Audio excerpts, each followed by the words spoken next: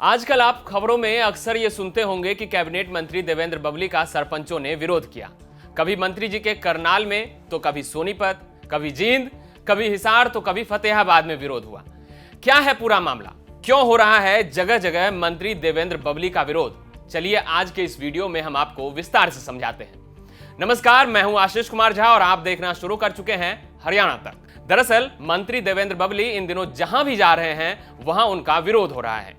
लोग नारेबाजी करते हैं और यह विरोध तब शुरू होता है जब मंत्री जी मंच से लोगों को संबोधित करने के लिए खड़े होते हैं और जैसे ही बोलना शुरू करते हैं कि वहां मौजूद कुछ लोग उनका विरोध करना शुरू कर देते हैं। दरअसल मंत्री जी का विरोध करने वाले कोई आम नागरिक नहीं है, बल्कि हाल ही में चुने गए नए नवेले पंच, सरपंच, पंचायत समिति और जिला परिषद के सदस्य हैं जो लगातार मंत्री जी का विरोध कर रहे हैं। इनके विरोध का असल कारण है ई टेंडरिंग।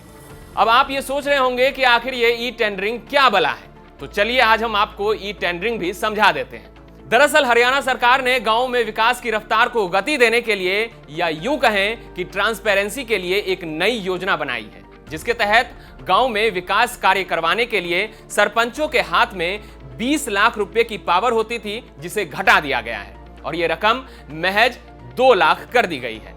इसी योजना में ई टेंडरिंग को भी जोड़ा गया है। इस ई टेंडरिंग के माध्यम से गांव के सरपंच अपने गांव में विकास कार्य करवा सकते हैं, यानी सरपंच को अपने गांव में जो भी विकास कार्य करना है उसके लिए ई टेंडरिंग पास करवाना होगा, जिसके बाद वो रकम सरकार के माध्यम से अधिकारियों से होते हुए जिस ठेकेदार को ये टेंडर मिला है उस तक पहुंचेगा।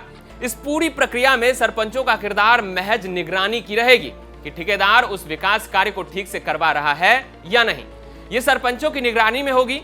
इसी योजना को लेकर सरपंच हरियाणा सरकार से नाराज है, जिसके कारण देवेंद्र बबली का विरोध हो रहा है। अब जाहिर सी बात है कि देवेंद्र बबली के पास हरियाणा सरकार में पंचायती राज एवं विकास मंत्रालय है, तो विरोध भी उन्हीं के खिलाफ होगा। इस मामले को लेकर सरपंचों का क्या कहना है, चलिए हम आपको सुनवाते हैं। ये हमारी समस्या है कि 2 लाख रुपए की परमिशन दे रखी, 2 लाख रुपए में क्या पूरा होगा? कुछ भी काम पूरा नहीं कर सकते। पहले 20 लाख की परमिशन थी, पहले 20 लाख रुपए की परमिशन थी, अब 2 लाख रुपए में क्या कर सकते हैं सरपंच? वीडियो सारे सब खा गए। जो पिछले 2 साल से है उसका कोई हिसाब किताब नहीं है। गाँव में अधिकारियों ने कोई काम नहीं किया और उसके खाते में पैसे नहीं है। सर देखो, हम सरकार के खिलाफ नहीं है। अब गांव से 36 बिरादरी से जनप्रतिनिधि सरपंच बने हैं, सबके घर में खर्चे होते हैं। अब सरपंच को उस मीटिंग में जाना है, वहाँ जाना है, ये जाना है, सबके लिए कितना खर्चा लगता है। और सर इसकी सैलरी कितनी है? 3,000 में सरपंच क्या कर लेगा? कुछ भी नहीं होता 3,000 में। हमारी कम से कम 25,000 तो की जाए। हम सरकार के खिलाफ नहीं है, कम से कम हमें बात करने का मौका देना था। हम कोई चोर थोड़ी हैं, घर से आए हुए हैं, जनता ने हमें चुना है, तभी तो हमें वहाँ पे आने का मौका देना था। क्यों नहीं दिया हमें मौका? हम यहाँ पे कोई विस्फोट करने थोड़ी आए, बात करेंगे, वो भी हम भी करेंगे। बात आपस में बातचीत से होती है। और 2 लाख जैसे भैया ने बताया, क्या कर लेंगे 2 लाख में? 2 लाख में कुछ नहीं होता। वही नाली नहीं बनती। हमारे सब गांव में लेडीज आती है, सरपंच होते हैं, ये नाली नहीं बनवाते, वो नहीं करते। सरपंच के पास कोई पावर नहीं होगी तो सरपंच कैसे करेगा?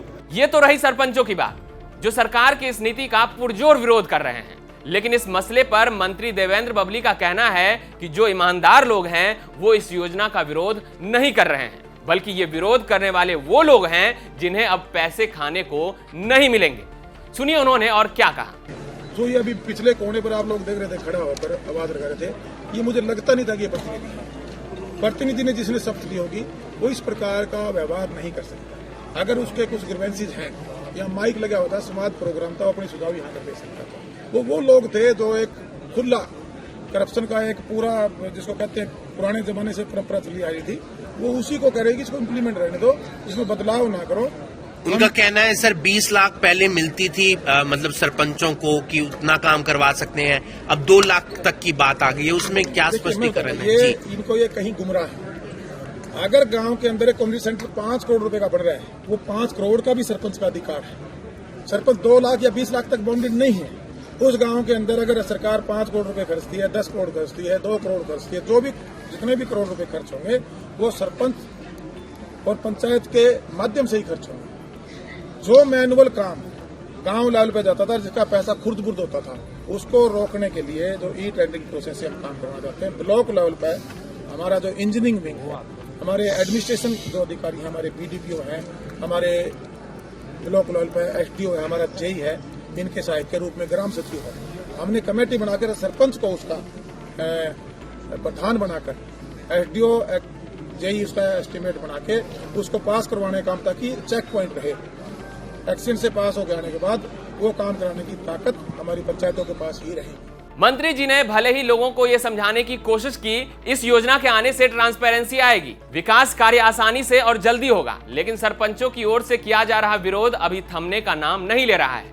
मंत्री जी जहां भी जा रहे हैं मानो उनके पहुंचने से पहले विरोध करने की योजना तैयार हो जाती है, और जैसे ही मंत्री जी मंच से संबोधन करने जाते हैं तभी नारेबाजी भी शुरू हो जाती है। बहरहाल मंत्री देवेंद्र बबली इस योजना से जिस ट्रांसपेरेंसी का दावा कर रहे हैं ये कितना सही साबित होगा ये तो आने वाला वक्त ही बताएगा, लेकिन फिलहाल तो उनको जल्द ही सरपंचों के इस विरोध से निपटने का कोई रास्ता खोजना होगा, अन्यथा उनके लिए आने वाले समय में मुश्किलें बढ़ सकती है।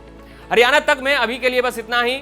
हरियाणा की तमाम खबरों के लिए जुड़े रहें हरियाणा तक के साथ। नमस्कार।